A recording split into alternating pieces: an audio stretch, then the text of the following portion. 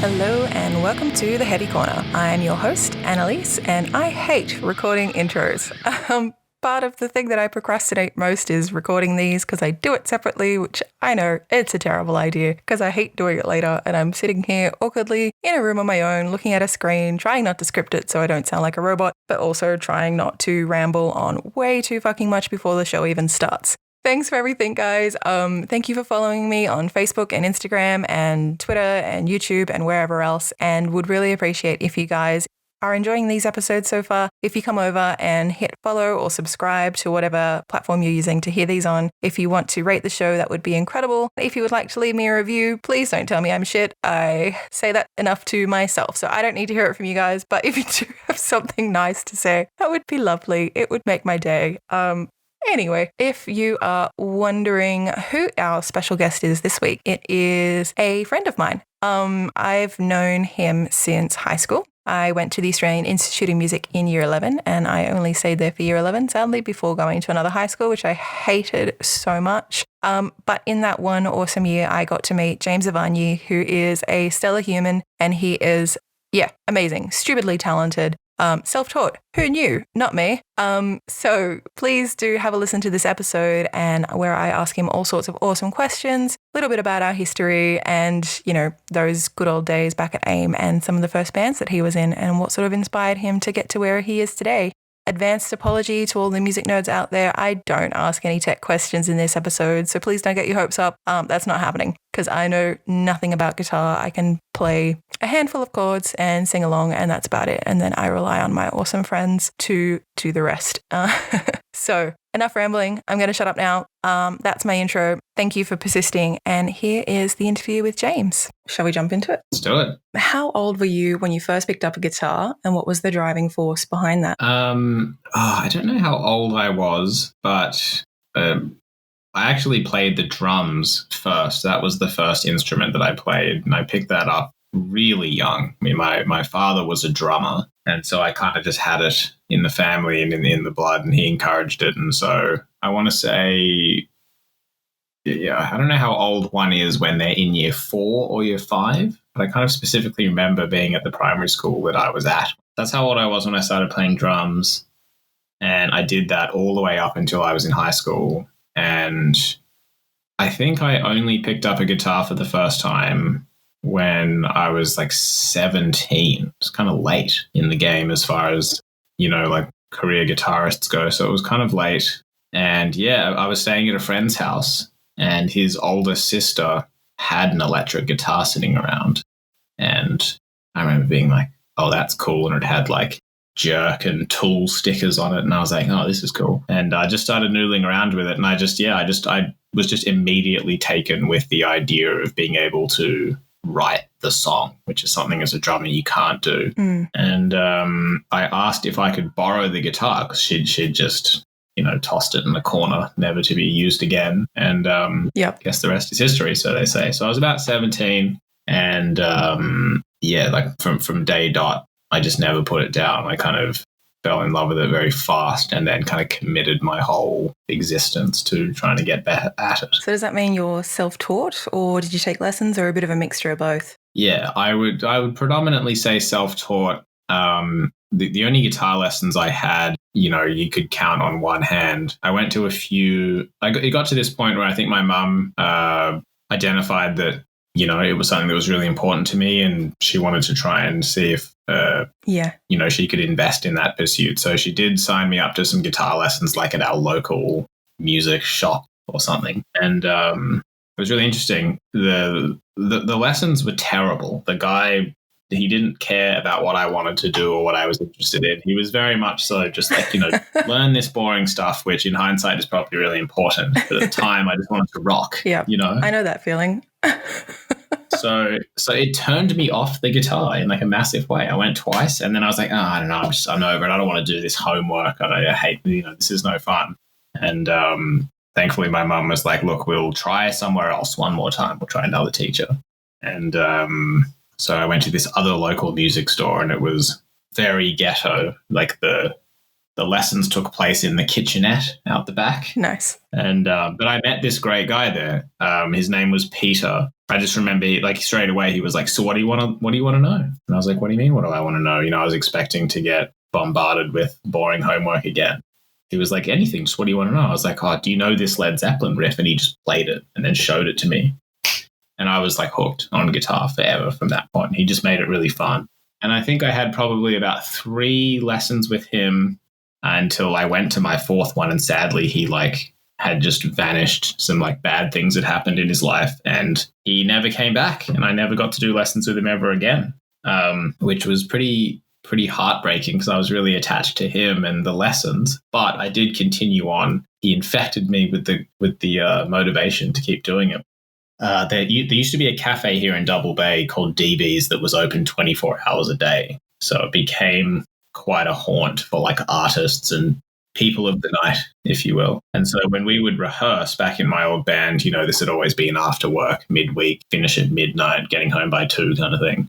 And so we'd often go to DB's and have a debrief and a tea or whatever. And I go there one night and there's a guy playing grand piano. Lo and behold, it was him. And I was like, "Peter, do you remember me?" He's like, "Oh my God, James, yes, I remember you."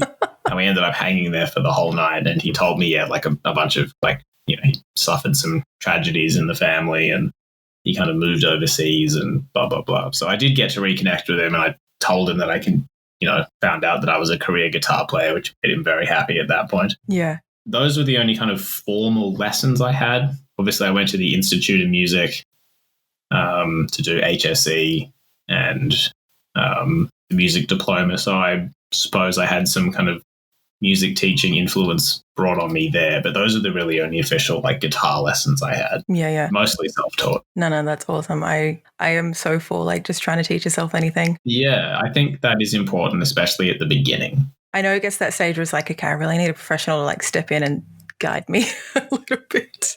Once you're up and running, it's kind of easier to connect the dots. Yeah. But when you just know nothing at the beginning, it can be really, really challenging. So definitely. It was definitely beneficial to me, especially to have someone that made it fun. You know what I mean? Yeah. But for the most part, I've just kind of dove headfirst into it and mostly self-taught. So what did you want to be when you grew up as a kid then, if you didn't pick up guitar until much later in life? What did I want to be when I grew up? I actually wanted to be a pilot. Yeah, okay. That was it, I think, if I didn't do music. And unfortunately, I've come too far to go back now. Never. But yeah, it's true. I really wanted to be a pilot. I've always been a massive aviation nerd. Yeah, cool. I don't know why, but just for as far back as I can remember, I go to air shows every year. I drag my wife along to them begrudgingly. But yeah, that'd be cool. That's something that I really wanted to do. Always been fascinated with planes and aviation. And one day, I always kind of keep a tab open that one day maybe I'll get my private pilot's license when the time is right.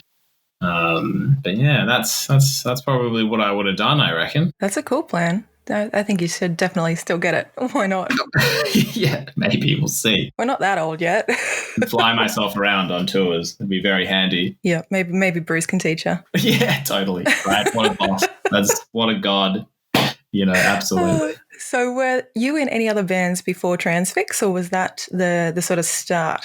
Oh my God, Transfix. Yeah. My hard drive had overridden that. I forgot all about that.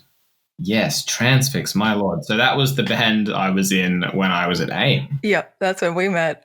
I totally forgot about that. I love that you've opened up the Ancient History Museum. Oh, don't you worry. I have so many photos and videos and all of that. What? I photograph every rehearsal, and I've got, all these crazy videos from the Annandale and... Oh my God, oh. Yes, they're my ancient old hard drive is firing up. That I do remember that. I do remember you doing that. And Davey was smoking in venues because you could still smoke on stage back then. That's how old school we're talking. I would love to see that. All right, I'll dig them up. if you, I would love to see that if you have any of that stuff. Absolutely. Lord. Okay, so I don't know. Actually, yes. So I was in bands before that. Yeah. Nothing professional, and they didn't do anything except they were just fun, and we were all trying our best.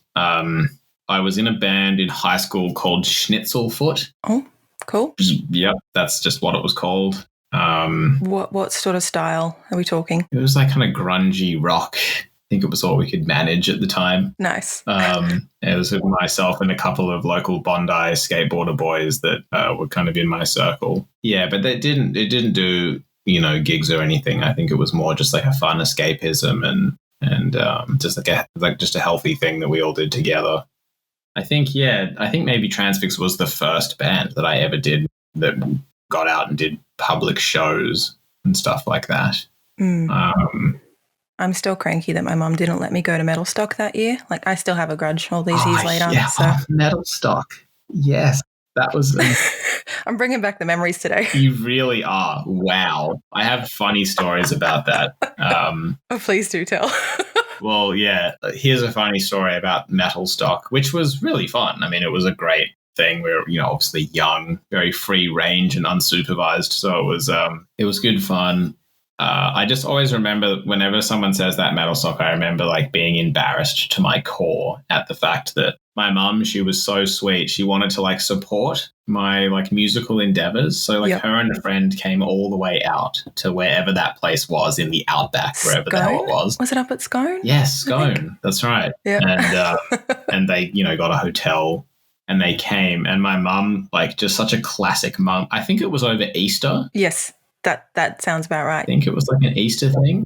So like, yeah, my mum being like classic mum started handing out Easter eggs to people. Oh my God, that's adorable. And so I have this like vision of like all these like hardcore metal people with like corpse paint on, all like excitedly gathering around my mother to get an Easter egg.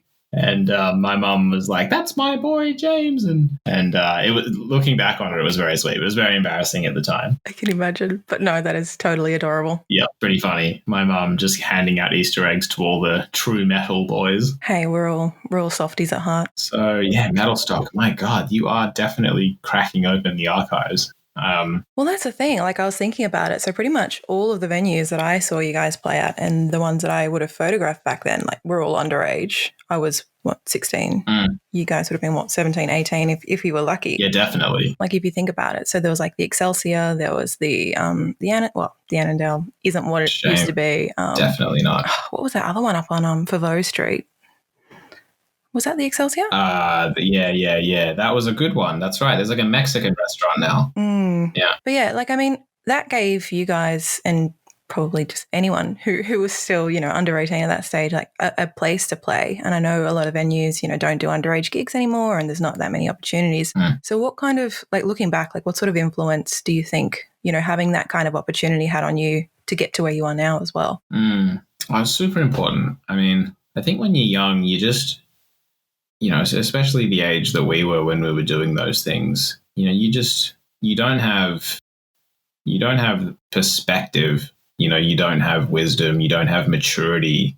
And a lot of those things like hold people back from doing stuff like that. So I think just being young and just like not knowing any better and getting up there and playing and thinking you're a rock star and all this kind of stuff, it just normalizes the whole notion of playing for the public. Yeah. Now I work on the other side of that thing, and I work with a lot of people and develop artists, and they've never done that. They never did that when they were younger. They never had the opportunity to do it because, as you pointed out, like there are just so few places to do it.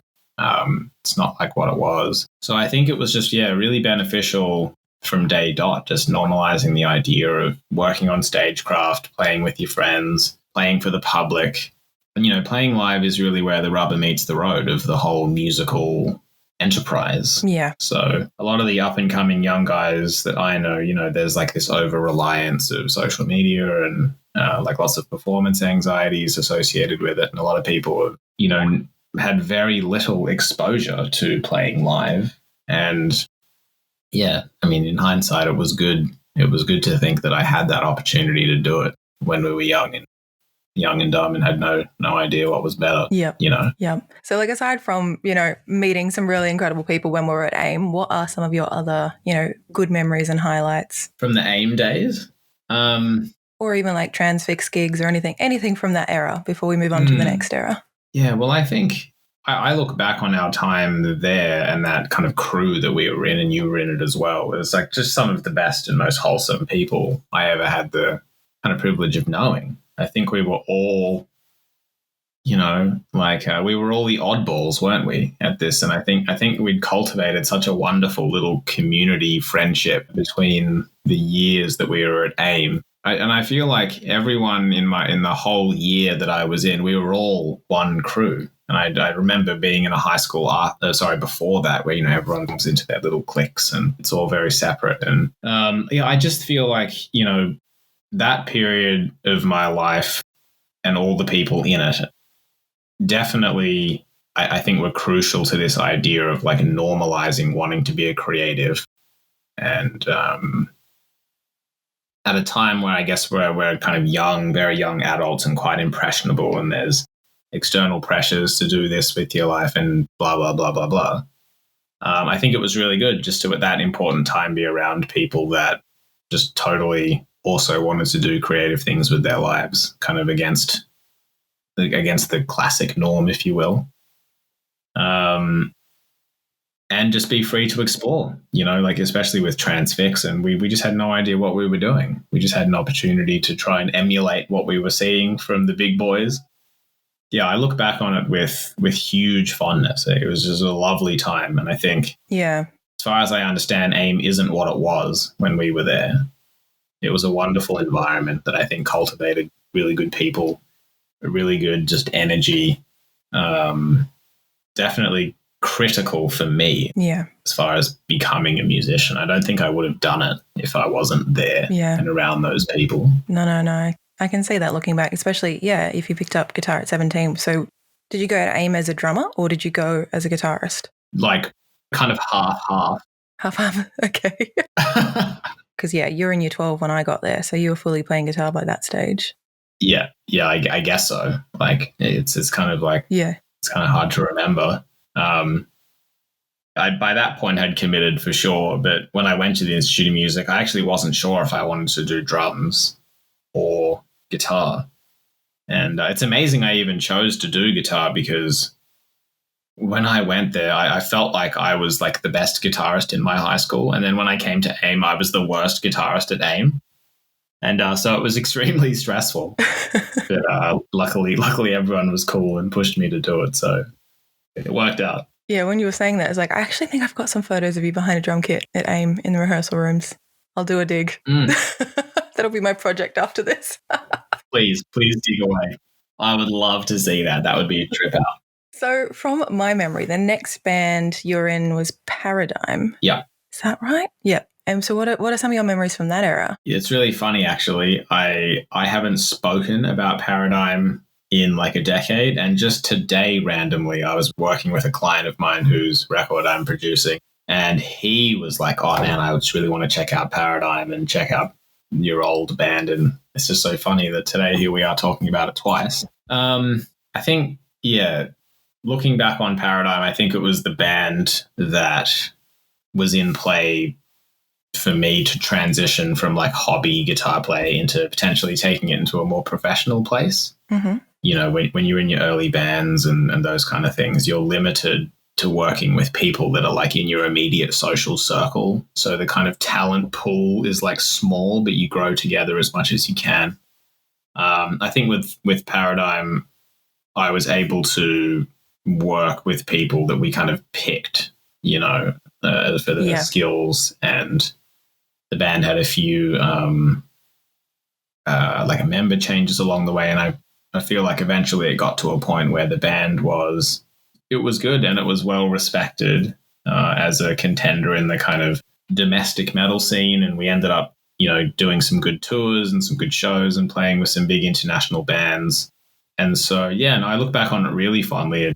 I learned to be like kind of take on the production role in that band and like write and record everything and make the albums and, learn a lot of valuable kind of like band management skills, which are always really difficult to get a grip of as well. And so, I think the band, it did well. It did about as much as it could and got about as big as it was ever going to get. And yeah, it was fun. It was the last kind of like proper metal band that I ever did. That's what I was thinking. I was like, was there something between that, or from there, like what was the fueling fire to then go solo, and when did you start teaching? So what was kind of the journey from when Paradigm ended to COVID, or before you started your group and then COVID, I guess? Yeah, so Paradigm, in order for a band to get to the place it was, it requires, like a huge amount of investment and time, both just intellectually, financially, just everything.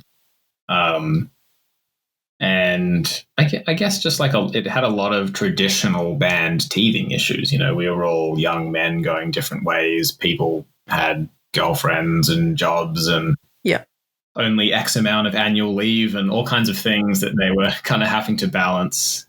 I guess, again, because we were young and maybe it wasn't managed as well as it could have been. There was like resentments and stuff. Like I'd certainly built up just a resentment of the fact that I'd taken on the role of like doing almost everything. Yeah, okay. And at some point I just realized that it wasn't fun.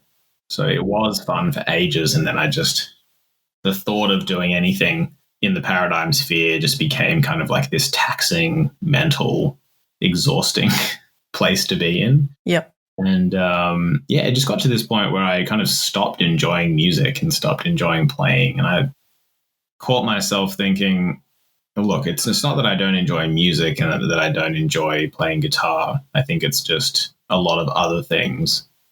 And it's important for me to get back to enjoying music again, because at that point it was my whole life. It wasn't my professional life. I was still working like a regular kind of job at that time.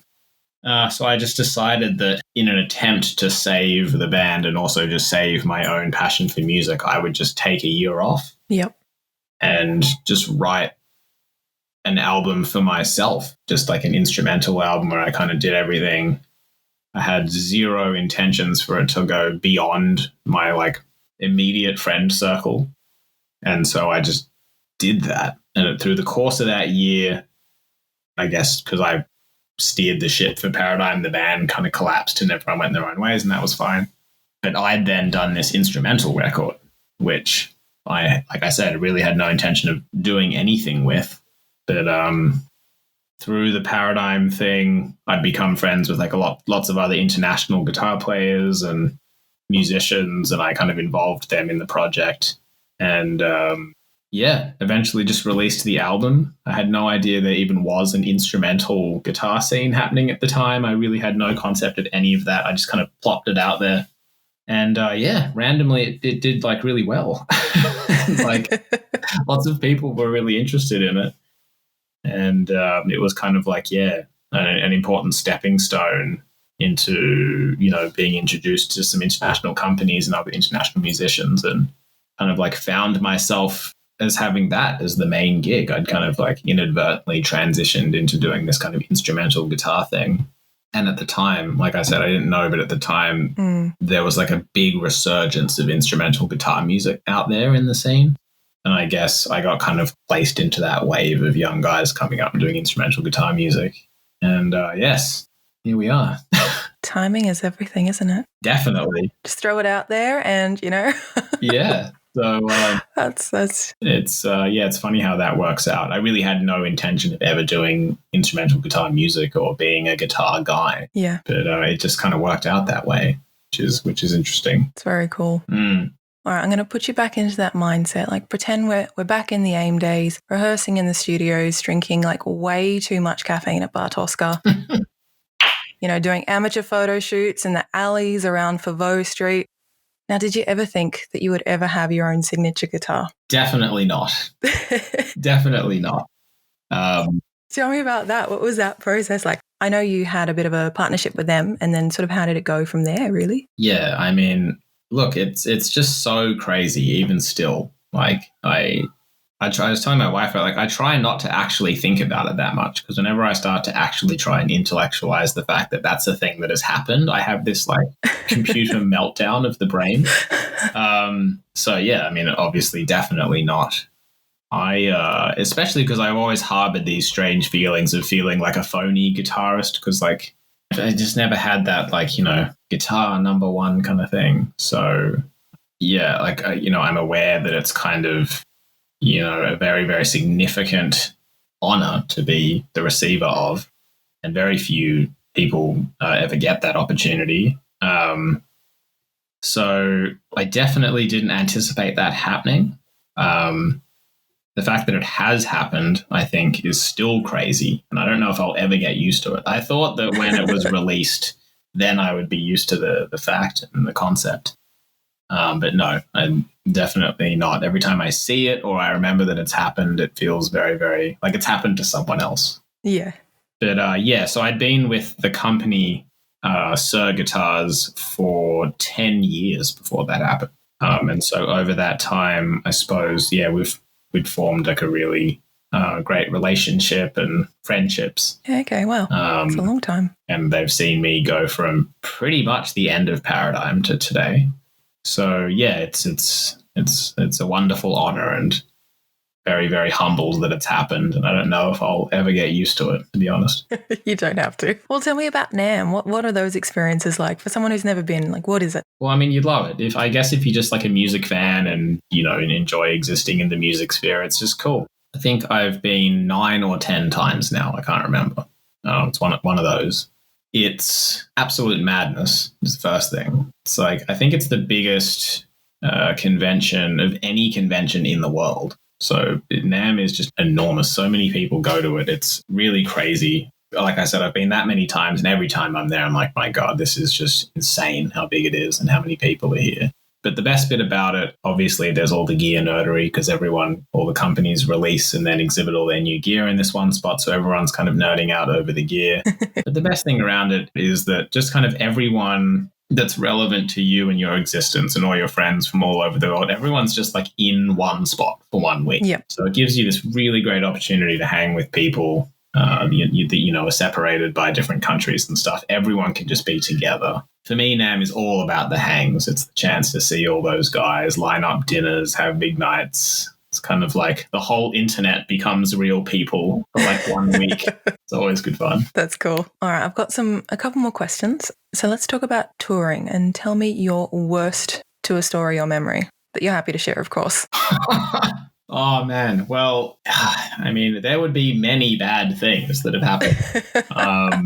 But I'm trying to think what the worst was. It's not particularly like a bad thing, but it's something that's stayed with me and I think about it sometimes, and it's had like real implications on my actual life. I remember once we did this show, I guess like a lot of bands who, people who are juggling, full-time jobs and families and stuff, a lot of the time these tours have to happen in a way that impact those things as little as possible. And I can't remember exactly what the deal was, but we had to play a string of shows. And then the way it worked out was that we had to drive from, I think, Adelaide to Sydney, and then we had to go from Sydney to Melbourne. And we played that Melbourne show, 10 o'clock at night. We're out of the venue early hours of the morning. The guy had to be at work back in Sydney the next morning. No. So we had to, do that show and then pile into this van and go. And I think the worst part about that was that we were just so overstretched, and the guy who was driving at the time fell asleep at the wheel. Oh my God. And came off the road, and we all kind of awoken to the thing off the side of the road, like very, very, very narrowly by some sheer, Jesus, magic did not crash, but came very close to a very precarious situation. Yeah, far out. I guess that would be like one of the worst touring things that has happened.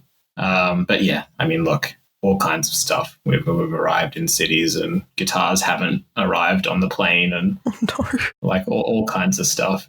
Catastrophic gear failures. Oh no. And yeah, it goes with the territory. It's just the big unknown. So it's this constant kind of fight or flight situation to get through. But for the most part, I haven't had too many terrible things happen touring wise. Like, I've been pretty fortunate, I would say, compared to people that I know who have had some pretty bad things happen. I've never had to like cancel a show or anything like that. So that's good.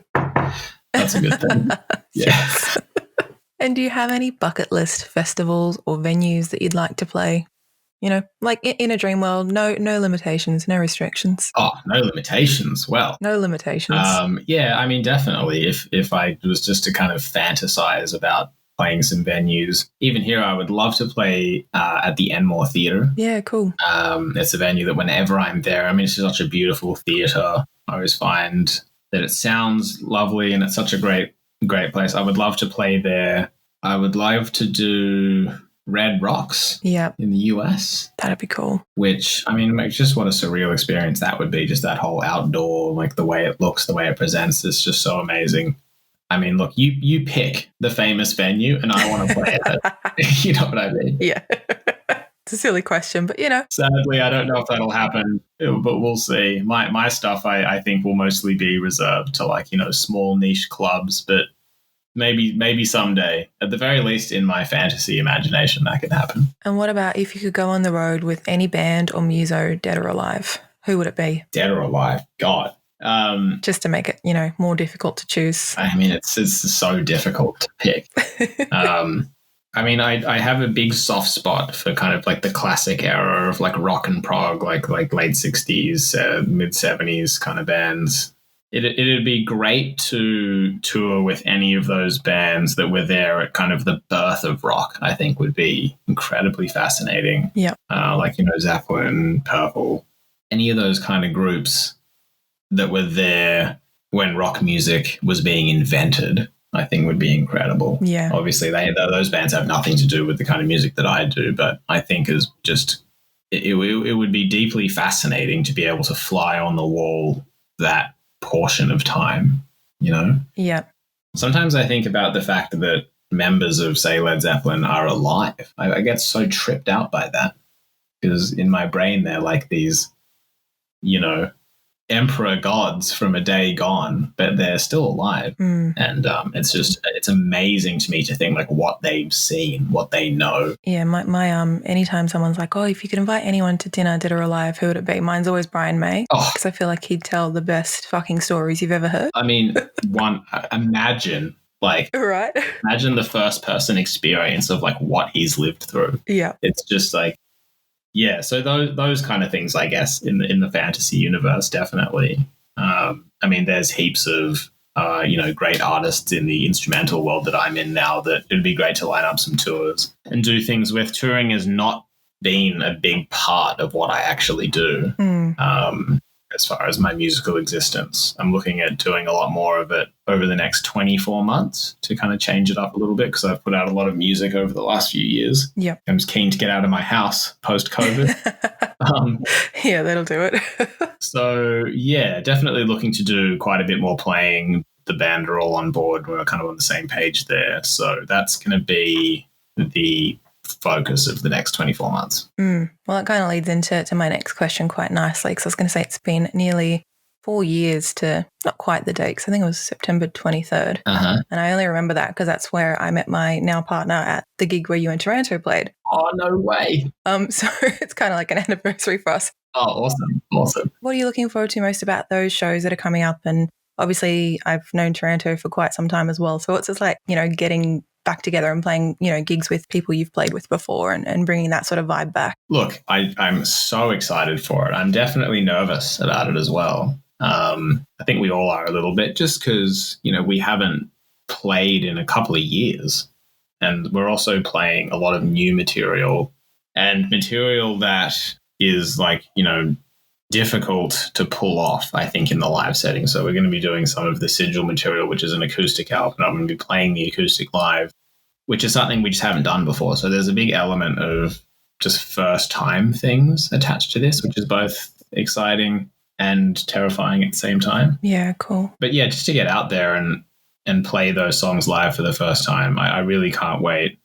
And to just see the lads get us all into a room and all the things that happen when you're together. It's so much fun.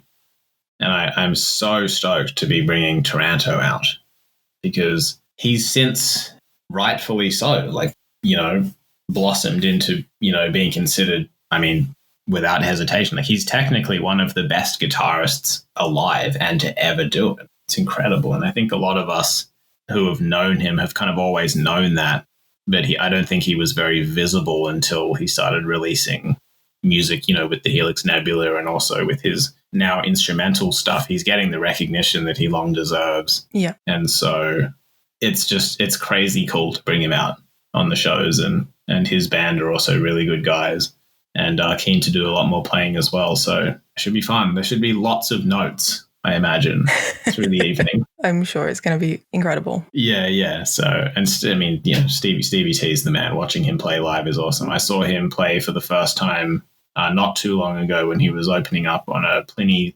tour. Yeah, I was there. And so awesome. So goddamn awesome. So I'm definitely reluctant to play after him every night. Oh, I can only just imagine what he would say to you saying that. As if, he'd be too high and classic Stevie, too humble. Always. But yeah. So it's cool. It's kind of a treat, to have him out on it and for us to be back doing it, and also it just feels like it should be a good wholesome run. I'm really excited for it. It will be. So what's next for you to conquer after this tour? Look, I don't know. Which is an interesting place for me to be in. I always have these kind of 12-month plans that I try to stick to, and a lot of things have happened this year. I've put out a lot of music and a lot of products, and so the idea is that I don't know how it is for other people, but for me, I have to be kind of hyper focused on one thing at a time in order to see it through. In a way that I'll be satisfied with it. So for me, I've had to not do as much live playing and touring in order to be able to pull off all of those things. So because now my focus over the next 24 months is going to be on touring, I'm making an effort to not work on, music in any really committed sense. Mm-hmm. And, to do tours and stuff, I think, you just need to have the books open. You need to have time open to be able to say yes and jump on things. So I'm trying to put myself in a place where I'm not like neck deep in some project. Yeah. And then I have to maybe stop it and go away, because I'm pretty sensitive to creative used by dates. I always find that if I don't get something done in a quick fashion, I tend to just creatively move away from it, and I don't want to do it anymore. So yeah, I'm trying to just kind of keep things a little bit more open. I've got lots of stuff going on, but I'm trying not to commit to any, massive musical project or something over the next year at least. So we'll see what comes of it. Sounds good. Yeah. I can't wait to see it. Thanks. Oh, well, thank you for taking some time out of your day today to have a chat and walk down memory lane. Oh, man, pleasure. Absolute pleasure. It definitely was a trip down memory lane. Yeah, I'll dig out those pictures. I was going to ask if you're happy for me to share some of them. Oh, please. I would be deceased to see them. I have the hilarious ones of us just hanging around in the park next to Tosca. I've got photos of all of us just all sorts of random shit because, budding, aspiring photographer back then. I remember that now. I remember that you were doing that. And what's so special about that is that, this is that time was pre-phone time, everything captured for social media and stuff. So I feel like we're lucky that you were there to capture that stuff. Yep. I've got all the archives. I cannot wait. I'm also terrified to see what kind of hideous goblins we were back then. God. I've got it all. That's a worry. Yeah. But look, it was an absolute pleasure. And I guess, just stay in touch. Yeah, same. And it was lovely to see you and reconnect again. It's always funny how it feels like just picking up from when I last saw you, as weird as those things always happen, Agree. Fully agree. And I always feel bad coming up to your gigs because I know there's 1,000 people who want to speak to you. So I'm just in the corner being hi, bye. Yeah. It's just, it's always tough. This is my least favorite environment to socialize in. Yeah. Awesome. Well, thanks for the chat, and I'll speak to you soon. Sounds good. Speak to you then. Bye. That's it, guys. Thanks again for listening to the episode. I really appreciate you taking the time out of your day to have a listen to James and I go down memory lane and have a good old chat about all sorts of random crap, as per usual. And if you enjoyed this episode and want to hear a little bit more, please go ahead and hit that follow or subscribe button on whatever platform you're using to hear this episode. If you're keen to support the show, it would be amazing if you can rate or review the podcast and follow me online at The Heavy Corner. I'm on Facebook, Twitter, Instagram, and YouTube, and I think that's about it. But please come over and say hi. Would really love to hear from you and know what you're thinking. That's super vague. Not generally speaking, but about the podcast and other random shit about music. And if you're really super keen to hear more and to make sure that I keep on track, make sure I keep posting episodes and making sure that someone can help me to edit these episodes, please come over to Patreon to support the show. I desperately tried to do all of this on my own, and as I said previously, I hate asking for help. I'm so convinced that I can just learn how to do stuff and do it and just keep on doing it, but that's not a reality because I have a full-time job, and this is just something I do on the side as a passion project because I love asking people random questions, and well, I do this as part of my day job. Half of it is writing questions and interview questions for artists and musicians, all sorts of people. Probably not so much in this job, but I definitely used to do it all the time. And I never used to be on camera. I would just be the question writer. Yeah, I thought, fuck it. I'm going to start asking the questions and I'm going to do it with some of my favorite humans. So, Patreon. The first 150 supporters of the show will get a limited access to a tier called the Mosher. What is that? It's a $1 a month tier, and that's US dollars. So about $2 in Australian dollars for those guys of you who are from Australia. And then for the rest of you, $1 in US dollars, whatever that converts to. And this will help cover some of the running costs, including the software that I use to record these sessions. Also as well to keep the hosting up and running for both the show and also to keep the website running. I wanted to create a place on the internet where we can just talk shit about music and gigs, and I'll share some behind the scenes photos and videos from concerts, from archives, bloopers from these episodes. You don't want to hear me talking more shit. Trust me, I won't be sharing that, but definitely stuff from the guests who, just random stuff that didn't make it into the episode. And also videos and recordings and all sorts of random crap that I've collected over the years. Best of all, part of this tier, you can submit questions for upcoming guests, and I'll choose a few for each episode, so you don't want to miss out on that. All you need to do is head over to patreon.com/theheavycorner. Last but not least, a special thank you to everyone who's already following the show. Really appreciate it. Trust me, more than you will ever know. And also thank you to my amazing guests who have been gracious and willing to give me some of their time to have a chat. Big shout out to Dan for writing the intro and outro music. He recorded that at home after me pestering him that I had no music and I really needed something. So thank you, Dan. Check out the show notes. There's lots of details in there about the fantastic guests, how to follow them, where to find them.